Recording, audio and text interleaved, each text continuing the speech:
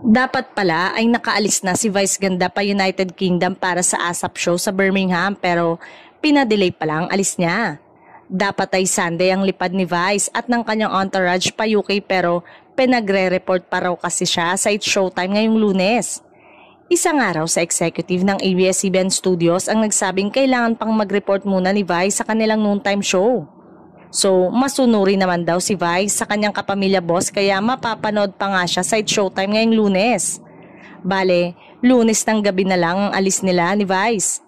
Ilang beses din kasing nag-absent si Vice sa It's Showtime kaya namimiss siya ng madlang people.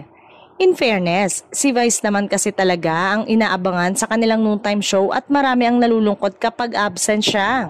Hindi naman sure ang taong natanong kung hanggang kailan sa UK si Vice, basta ang ASAP show doon ay August 30.